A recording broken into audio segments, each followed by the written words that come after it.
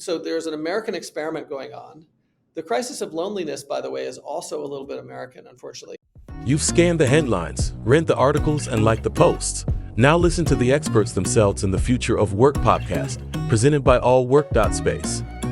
Today, we welcome Tim Rowe, founder and CEO of Cambridge Innovation Center, chair of MassRobotics and Venture Cafe Global Institute, co-founder and served as the inaugural chair of LabCentral and the Kendall Square Association, lecturer at MIT, a manager with the Boston Consulting Group, an analyst at the Mitsubishi Research Institute, and a venture partner at New Atlantic Ventures.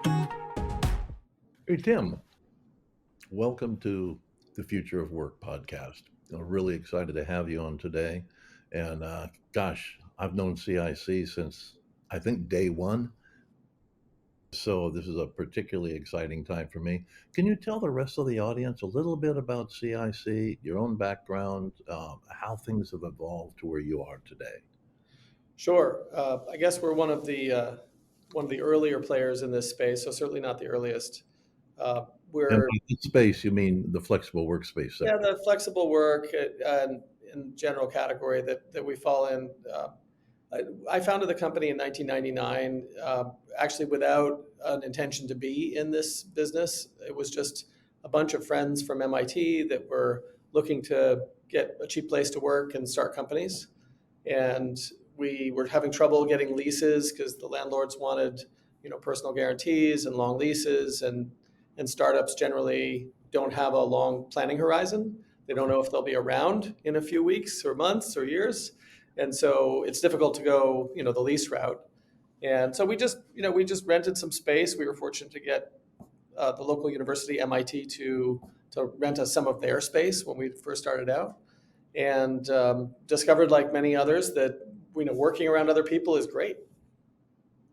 Well, I think that's it. You've taken it to an entirely new high, working around other people, in incubation theories, mentoring theories, accelerator theories, fundings, exits, team rooms, the very, very startup to the very exit point overall.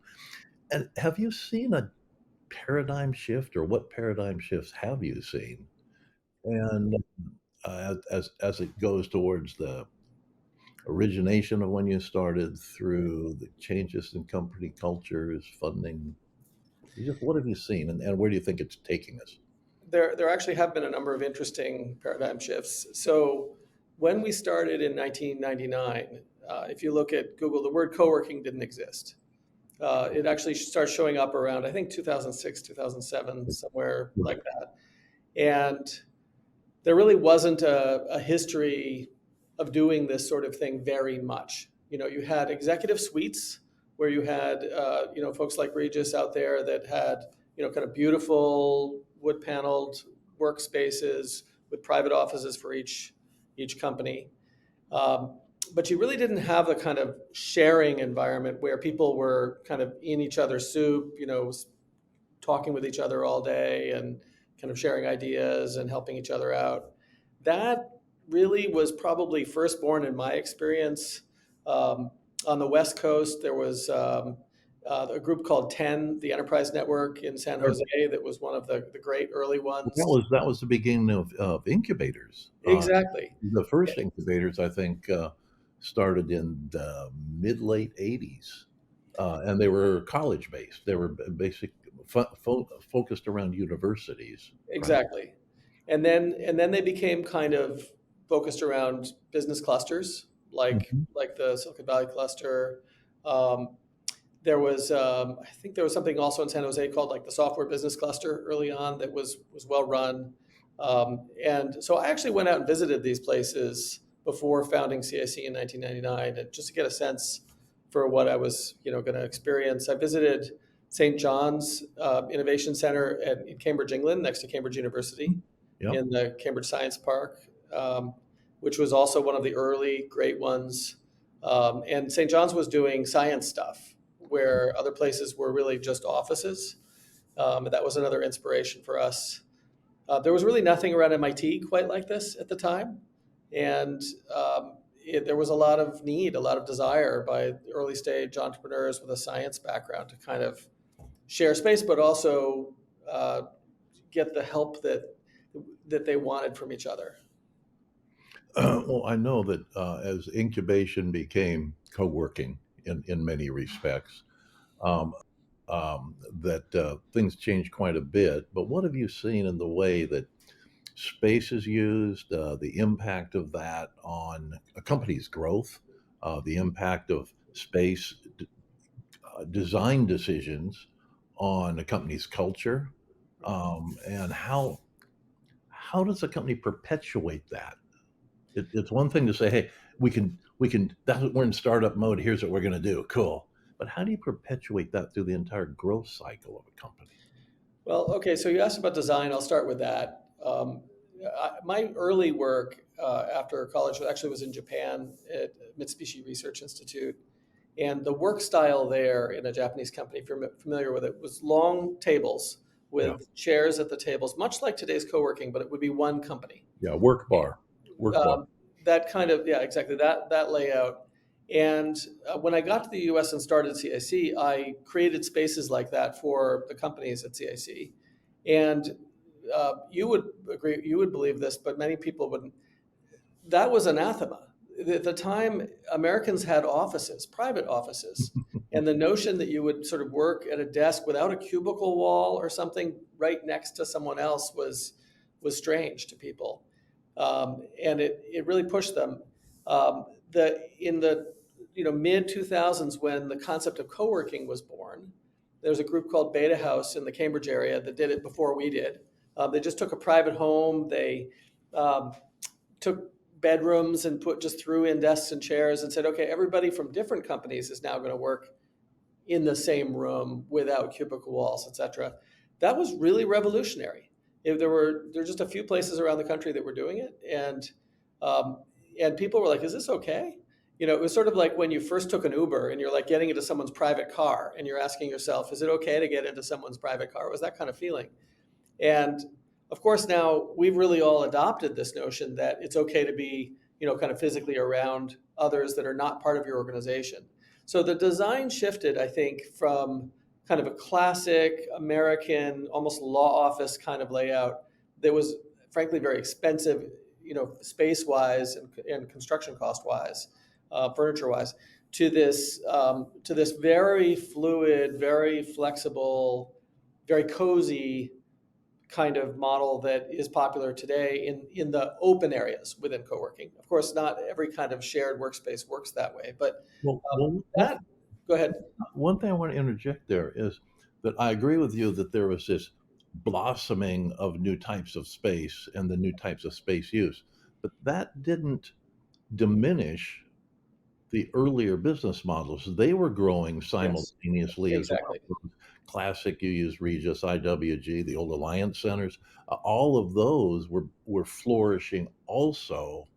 And indeed, we were doing that too. In other words, what we were seeing was not a replacement, but a growth of types of space. Well, and I think though that one thing you mentioned earliest about your own requirement, the key requirement that was consistent across all of these variety of business models is flexibility. That's absolutely right. Flexibility. And what I was going to say, and I think you probably have seen this as well. What we saw was first a kind of a growth in the number of different kinds of physical places that people would work. And then what we saw was this sort of emergence of the notion. This was, I think, quite radical, and probably not until the 2010s, that that each employee wouldn't just have one of those types of workspaces, but in fact, over the course of a day, that one employee might move between a variety of different kinds of workplaces. And so it used to be you had your office and your desk and your picture of your family, and this was your kingdom, and you'd be there every day, 9 to 5 or whatever your work hours were. And it started to evolve that people said, hey, you have a cafe, down the hall that looks a lot like a Starbucks, and actually the coffee is pretty good, and there's some comfortable seating and cafe tables. I'm going to work there for a couple of hours just because I feel different. And then maybe I'd like to go into sort of a private, soundproof booth to take a phone call. And then I'll go move back to my open area desk. And we saw a transition of work from being a kind of a defined destination for someone to much more of a menu, if you will, of lots of different types of places physically that someone might spend their day. I thought that was a really wonderful transition. Well, I agree with you. There was a physical transition, and I think the difference was when you had cubes, you sat at a clunky monitor that looked kind of like an old portable television, uh, and you had a tower desktop, etc. The moment that we all started moving to laptops is when people said, "Yeah, exactly. I would do the same thing." Um, uh, the my office is my laptop. It's not where I'm. It has nothing to do where I'm sitting. I think you're right that the laptop freed the office to become flexible. Yeah, we became mobile internally within a space and as well as externally. It wasn't just external mobility; it was also internal mobility. I mean, think of a conference room. 20 years ago, everybody walked in the conference room with a notepad. Yeah. Today, no one shows up without a tablet or a Yeah. laptop. Okay, and so that's it was that technology change that drove it. The other thing that I comment on a little bit is the importance of community. Everybody used to say, "Oh, we're choosing that location." But the reason they chose it stopped being the physical location, but instead the people that they were going to work around at that location. I think that that has become very central to some workplaces. Um, I know we at CAC recently sponsored some research at Harvard Business School on employee attitudes toward workplace. And one of the things that was most interesting, given all the talk of remote and so forth, is that more than 90% of employees said that they absolutely wanted a physical place where they could have community. That was the number one thing that they were looking for. So, yeah, maybe I want the coffee, but what they wanted, the people that and not just random people, but people they had built relationships with that they could see on a regular basis. It goes back to the old notion of first place, second place, third places, and that second place, that consistent group of people that are your buds, that kind of hold you up when things maybe are a little tougher at home or when work isn't going so well. We haven't replaced that. Yeah. People, 90+% of employees want that. And so that is really what is anchoring us now to workplace more than anything else. We started talking about workplace design, and that's changing and that's exciting and it's got more flexible. But in that process, and with the big hammer of COVID sort of forcing us all briefly out of the workplace to sort of ask ourselves the question, did we even care? Did we even really want a workplace? We're coming back in 2023, 2024 saying, yeah, 90% plus they may not care about some of the things about workplace, but they really care about that community. And that I think is what a lot of organizations now are using to drive their workplace strategy. Yeah, no, I think so. Not organizations as well as facility and flex workspace design and builders. The importance of creating community, and I think uh, we can look at an interesting study. I'll pick on WeWork for just a minute. Hugely Who? successful. Yeah, who? Hugely successful in the design and building of facilities. Great at marketing and self promotion, but horrid at the concept of actually building a community inside of the facilities. I'll give you a good example. In London, you're familiar with London, you have facilities over there. On Thursday afternoon, what happens? Everybody goes to the pub. 4 o'clock, pew, the people are spilling out onto the. The English invented the whole notion. Yeah, I mean, the people are spilling out of the bars and the pubs onto the streets. It's these massive crowds, etc., and it's great. WeWork had this wonderful idea that they played with. They said, "Well, we'll put a pub upstairs." They built a very large facility in London, and I said, "We'll put a pub up on the floor there. We'll give away free beer. Everybody will stay here, and this will be so." They couldn't even give away free beer. and have people go there. Yeah, Because probably mixing up they second were place so and third place, perhaps. exactly.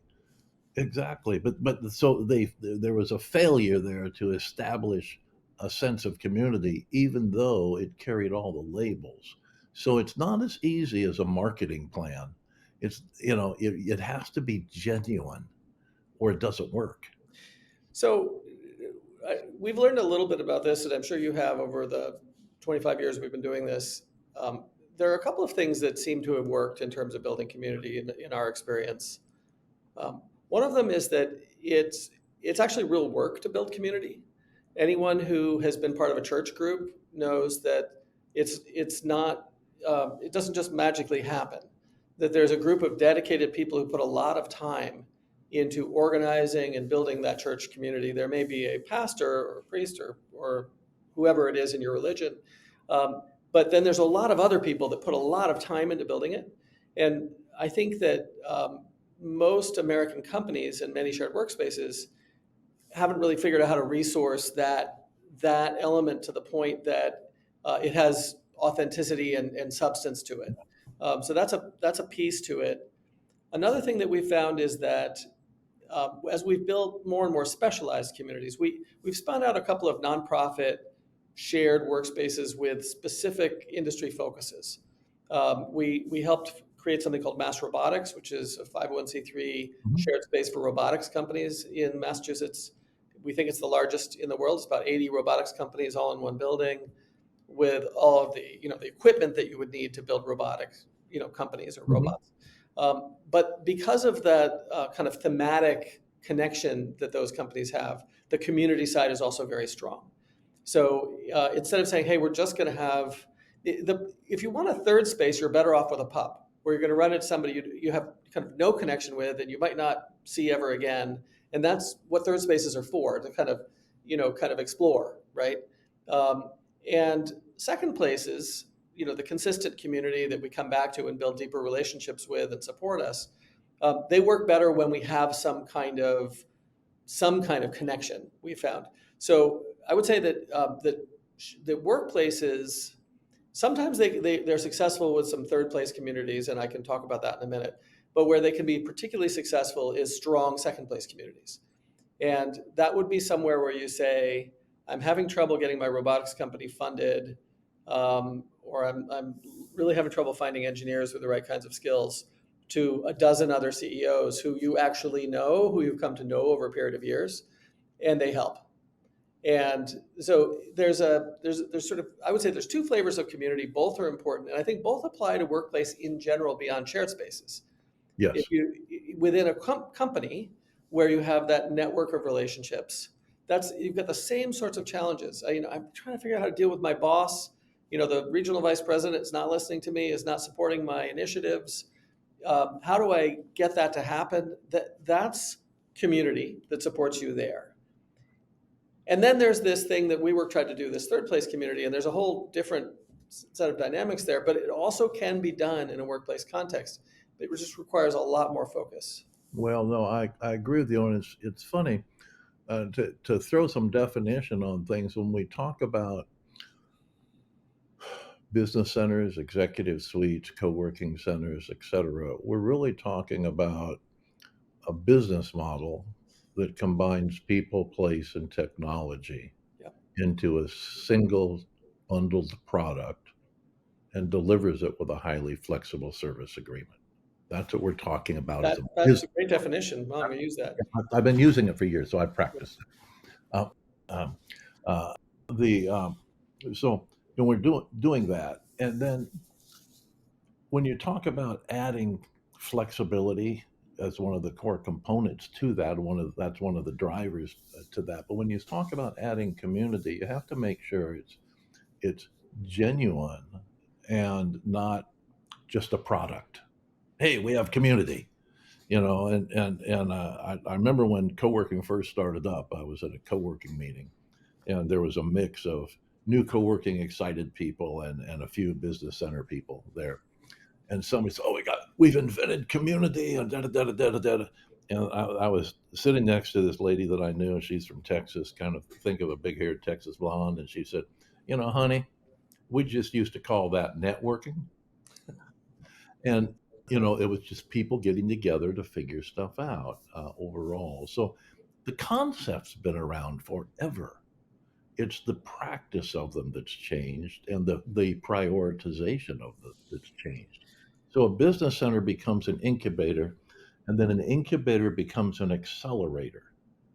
And that's really the transition that you all have gone through is you've gone through this magic that takes people from the initial stage to the growth stages and help So them from there.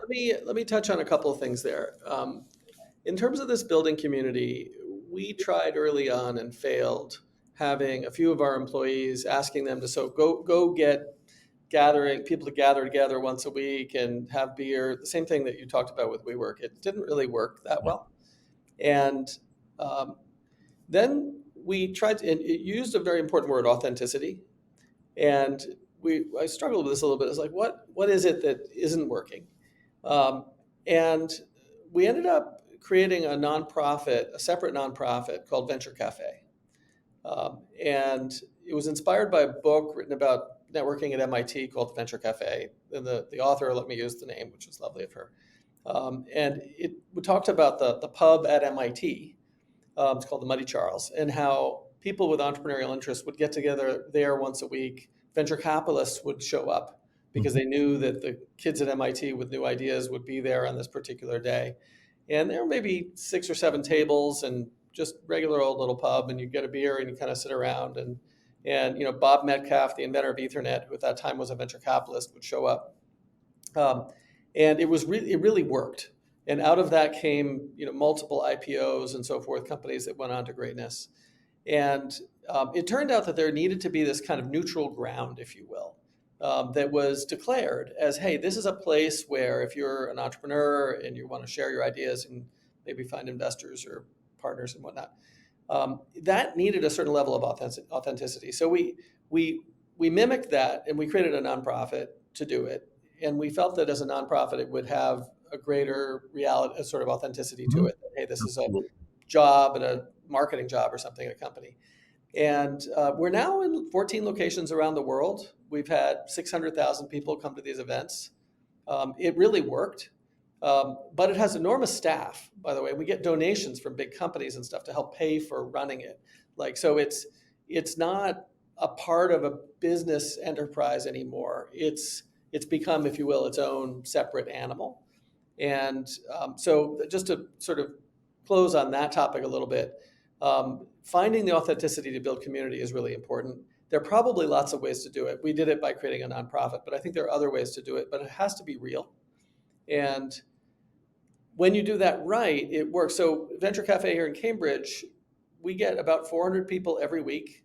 It's a madhouse. We have open bar. We have talks. We have the beer companies often donate the beer or the kombucha or cider or whatever. So that's not even an expense. We often have volunteers working the bar, so that's not really an expense. It's a scene, and it's phenomenal. And I'd love to have you come by at I some. want to go. I mean, I'm in. I'm We do the same thing in Tokyo, and it's even bigger. And it works. And we do it all over the world. So the second thing you touched on was this sort of, it made this a bit of a pivot here, but a transition into the topic of incubation, acceleration versus shared space, and how do you help people achieve business success, as opposed to just providing a space within your framework of you're providing space and resources and people, bring them together. Um, we've gone through an arc. I don't think this is the industry's arc. It's our own learning arc over the 25 years, trying different ways to do that. I'd love to share a little bit of what we've learned.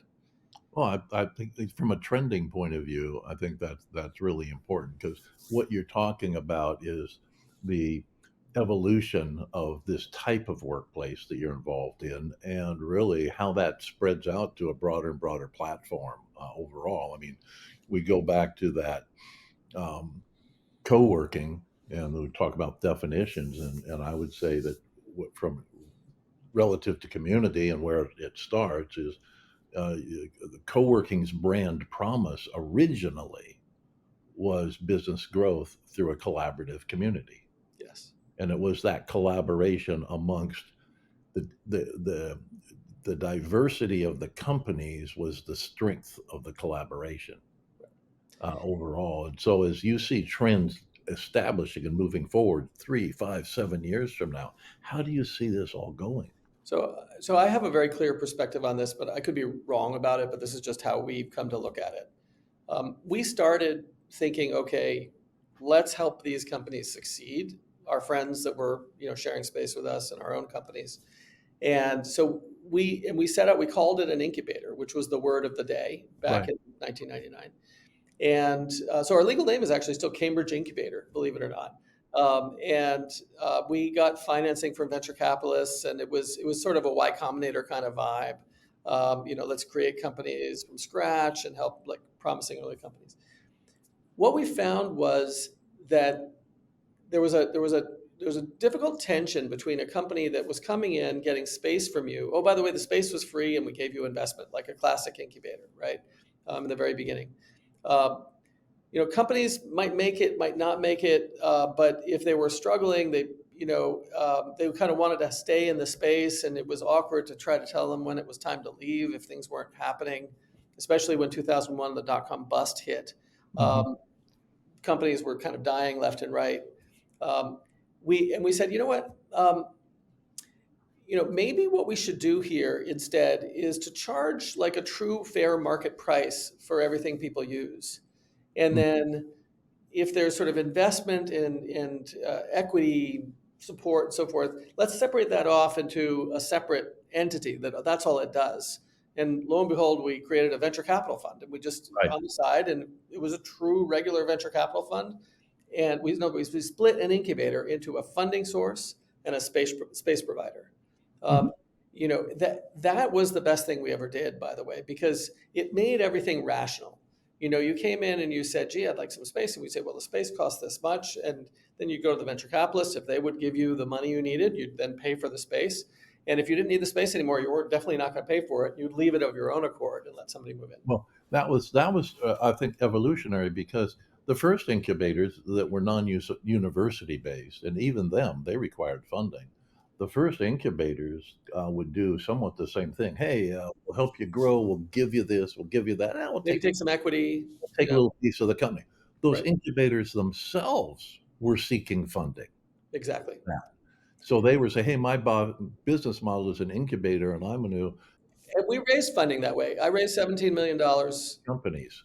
Um, I raised capital from VCs to do that business model. yeah, And so I came away from that, and this was colored for sure by the dot-com bust in 2001 that made everything more difficult. I came away from that thinking not the right way to do it. Um, it's actually, I concluded it was better to have a collection of great companies in one space where they had the community and they could support each other, and actually not one but multiple investing sources that the companies could go to. sure. The notion of going to one investing source is interesting, but most investors don't like most companies they see, and so most companies have to go to like 20 investors to find a Correct. couple that like them. And so we actually opened our doors and we invited venture funds to come and set up offices inside our space. And we now have, I think I last counted 67 venture funds that have offices physically inside our spaces. And so we kind of changed the model and said, instead of us being an investor that you have to get your money from us essentially in order to use our space, we said the space is an open platform and investment is an open platform. Mhm. The two are physically together, but it's a free for all, right? In terms of who invests in what. And that model was what launched us. We really grew enormously under that model. Still a company dedicated to supporting innovation. So we hadn't become truly just a business to share space and get paid for it. We were still and have always been a company whose mission is to fix the world through innovation by supporting these innovation companies. But we thought we'd found a better way. That was sort of, I'll call that business model two. The business model one was incubator. Business model two was sort of shared space plus venture capital. Business model three, which really we got into in the 2010s, was okay. This is great, but let's go deep into individual verticals, industry verticals. verticals. So we collaborated with some folks to build and some of these we did as nonprofits, and that shows you my ultimate goal actually is making businesses work better and not making money, or I wouldn't have done these as nonprofits. But with some folks, I collaborated and built the first one, which is called LabCentral. It's now the world's largest shared wet lab for life sciences research. It's 200,000 plus square feet here in Cambridge. The MIT owns the property that it sits on, but it's an independent organization. We've now seen $22 billion invested by VCs in the life sciences startups that have gotten started at LabCentral, and I think in 2022 we were just over a fifth of all Series A and seed life sciences funding in the United States went into companies inside LabCentral. So we're about a fifth of all national early stage life sciences investment into this one entity. And so what we found was this sort of notion of kind of shared space plus venture capital, our business model too, could be made better or stronger if we started doing industry focused chunks, if you will. And the second one was MassRobotics, which I mentioned. Right. The third one that we didn't directly set up, but we were helpful to the people who did, was in clean tech. It's called Greentown Labs. It's also a 501c3. We helped out in a few ways around the edges, but it showed that the model worked. And so I'm seeing there's sort of a progression. On the one hand, there's kind of changes in work, how work is happening, generally speaking, in big companies and small companies. And then there's this track of shared spaces, which is, WeWork and Industrious and people like that, IWG. And then there's this third track that is really the one that we're on, which is looking more at what type of organization can be most effective at helping a company succeed. And we call this industry innovation hubs. Mm-hmm. You notice that I'm not using the word accelerator, so I want to come back to that for a second. Okay. That's actually a fourth track that isn't us, but that's someone like a Y Combinator or a Plug and Play. I think they're great. Techstars. It's kind of yet another track. What we found in the sort of shared workspace track, the general kind of IWG, Industrious, WeWork kind of track, it's done right. It's a good business, right? I mean, I think Industrious is doing really well. We respect them, and IWG has survived all the twists and turns and seems to be doing great. And we think of that as kind of meeting the needs of a general populace, if you will. And then over here on the side, we had this thing that's been around for a while, which used to be incubators, now accelerators. And that's still I'll give you money and I'll get equity and I'll try to help you, right? And it's still there. It's a perfectly good business model. But we found something in between that we're really excited about, which is we've been calling industry innovation hubs. And what distinguishes them is that they're neutral. So like our earlier business model where we have lots of VCs in the space, the industry innovation hub does not invest and doesn't play favorites between investors. So it ends up as a result that you get dozens of investors that hang around as opposed to yourself, being one, right? And then because you're not limited to the portfolio investments or prospective portfolio investments of one investor, these industry innovation hubs also get much bigger physically. So the accelerators tend to be small. Techstars tends to be nomadic. It runs for like a few months or however long their cohort is and kind of disappears and finds another space later. These are consistent and just keep growing. So, 50,000, 100,000, 200,000 square feet just for one vertical. And they end up being, in each case, when we've looked at it, we think it's the largest cluster of companies in that industry anywhere on the planet are in these industry innovation hubs now. That's clean tech, robotics, life sciences. It's true for all of them. The question I have, and to really bring all this around it in full circle, is that you're one company doing this, or one structure doing this. So it's a group of companies. We've done some spin out nonprofits, but yeah. Right now we're going through a office occupancy crisis, a cultural change crisis, a loneliness epidemic, 15 other changes that are going on. in business, in space, overall, in investment, trying to sort out a lot of things going forward. How do you wrap this into one trend? Create a trend. It might be multicolored, might be multidimensional, but put it into one trend and then forecast where that's going 5 years, 10 years from now, because this is a trending process. And, it's not just for startups. When you talk about innovation centers, you and I can both probably, we won't give them free advertising, roll off the top of our heads. Large corporates that have their own innovation centers, Yet another animal. Doesn't work yeah, that way. totally different animal, but massive amounts of square footage, massive amounts of funding, billions and billions of dollars going into these efforts. And to your point, most of them are industry vertical. Yeah, but their issue is that they're typically not neutral. Now, And so absolutely, they're the most non-neutral right. group. It's almost like a corporate research center, which is also a perfectly fine animal, but has kind of a different trajectory. It is, but it's all part of the same trending structure of growth through any variety of innovation models. And will that dominate the way all space is used in the future? Well, okay. So you asked for sort of a unifying theory, and I'm not sure there is one, because I think these are actually distinct and separately moving dynamic trends. But I'll say a couple of things.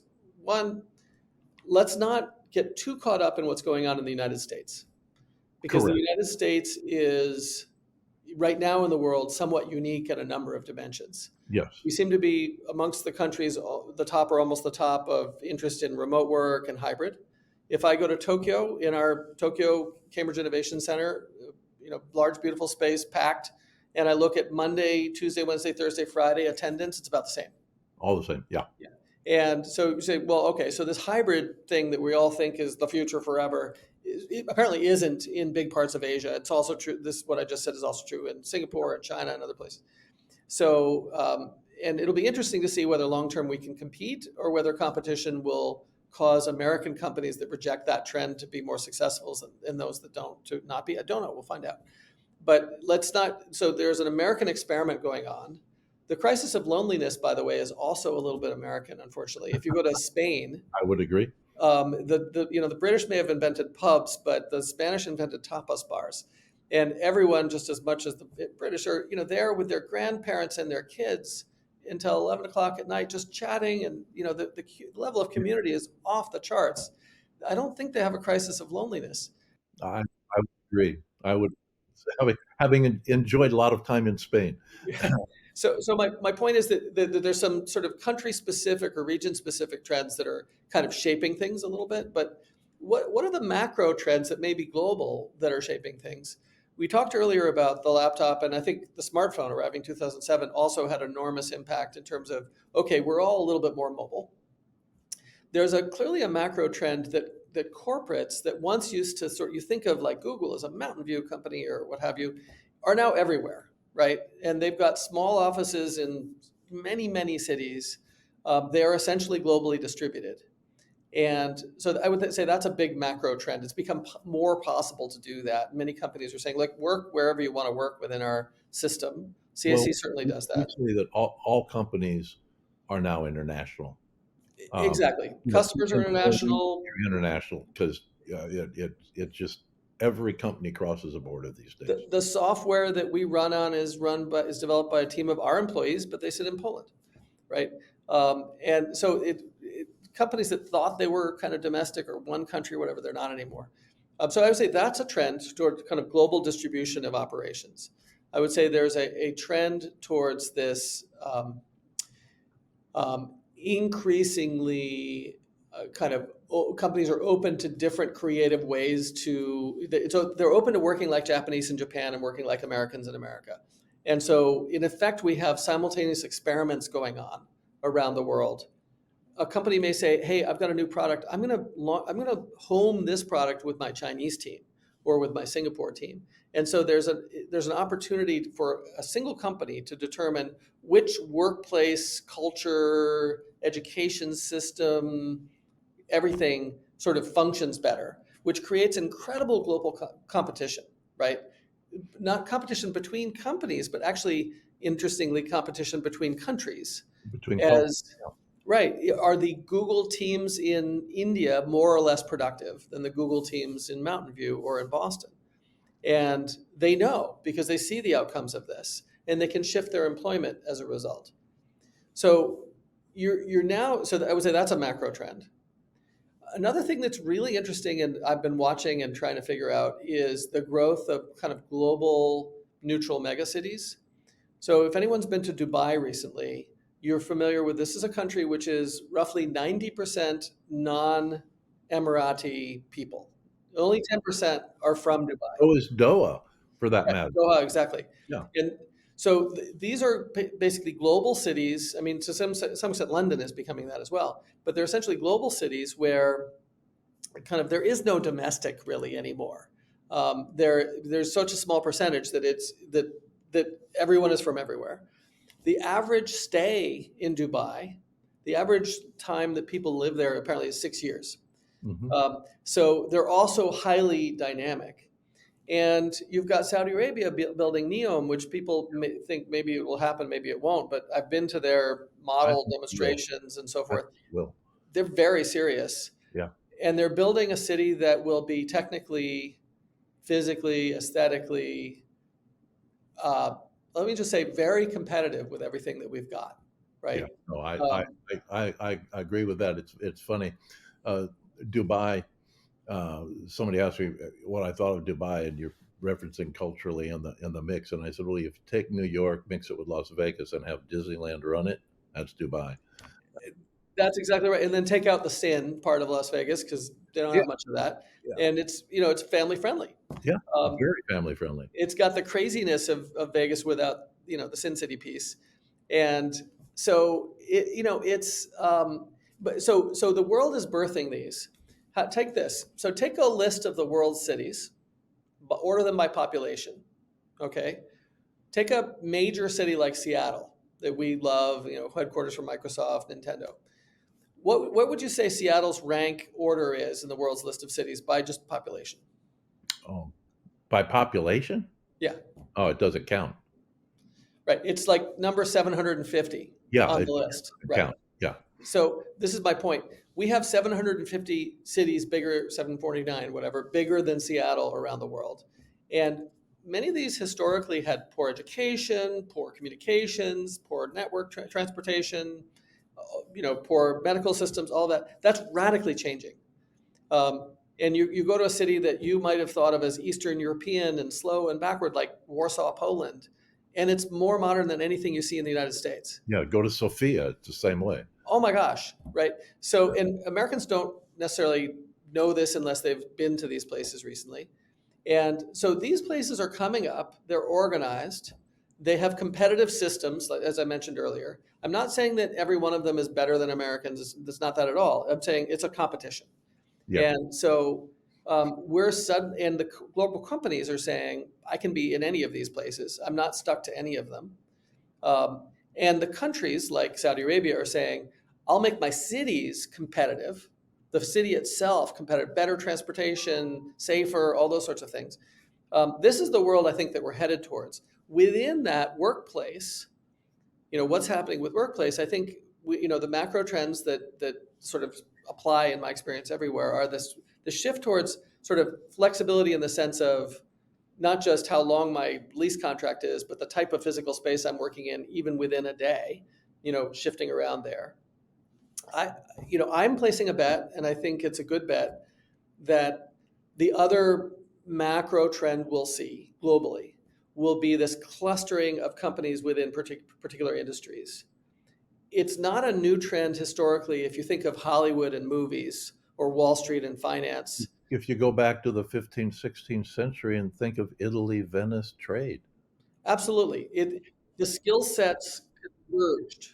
cities had reputations for their trades.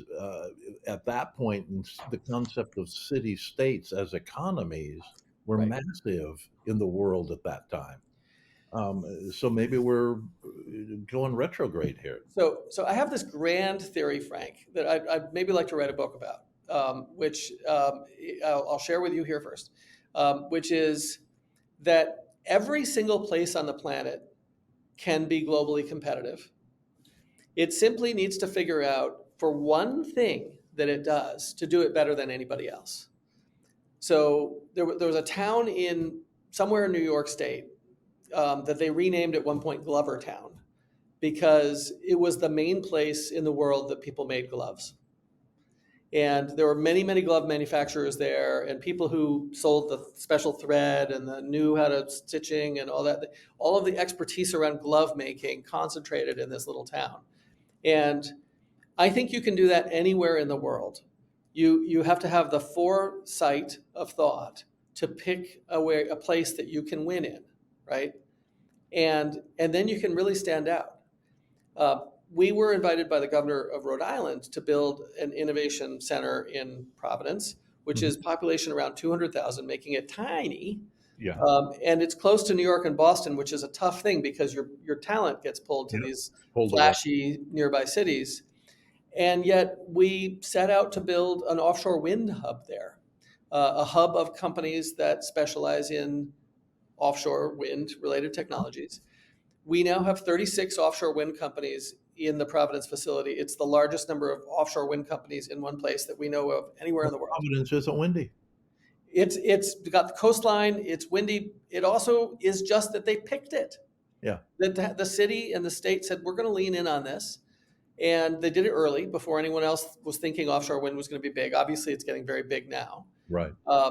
And if they play their cards right, Providence will become the offshore wind capital, right? You know, not just with the largest innovation center, but just the place where everyone goes for that industry. So I believe any place can be successful, but I think the macro trend is to really pick a particular area that you can win at and pull out all the stops and just be the best, at least in your part of the world. Maybe there's another in Asia, you know, like you, that's okay. But pick your part of the world and just say, I'm going to be the best in this. And I think that that can take any place from, I don't know what my role is in the world economy, to I'm a winner. I think there are enough fields, there are enough verticals, and we've kind of lost that. So if you take some of the cities in the middle of the United States and say, what are they for? They don't really have a clear answer today. And I think this is the answer that they need. Yeah, no, I think history does repeat itself, and I think using the steel belt as an example, why was it called the steel belt? Okay, well, that could be replaced with something else. Well, Pittsburgh, Enough. steel capital, Yep. now is leaning heavily into robotics. Yep. And many would say that it's one of probably the top two robotics hubs in the United States. Yeah, And that's fantastic. metalworking is a key element historically to developing anything with mechanical. You can kind of say that, or you can just say, shoot, we're going to figure out how to be the best place for robotics and just do it. And they've done it. The R.K. Mellon Foundation gave, I think, $150 million to build a robotics hub there. You know, Mellon, was he one of the steel guys? Yeah. Banking. Maybe banking. So, you know, one of the barons of the early 19th, 20th century, Sure. Then pouring those resources now into the next, the future. I think that's the answer. And what I've been surprised about is that places have generally not really grabbed the bull by the horns and said, okay, this is the thing we're going to do. They do a little bit of everything. Like we have schools, we have universities, they're okay. We have roads, we have, whatever. We have hotels, but they don't have anything which is different from anywhere else, right? And so my call, and this really goes very centrally to the future of work, because I think the future of work is going to be working with people who are exceptional at what you do. And the way that that's going to happen is either naturally or with, kind of intentional industrial policy. Places are going to lean in and win, just as, LA clearly did in the movies, right? and San Francisco arguably did in the software, Yeah, fields, or the Valley, perhaps today, yeah, better said, the Valley, as San Diego and Boston have in life sciences. I think places can get more intentional about it, right? So take San Diego.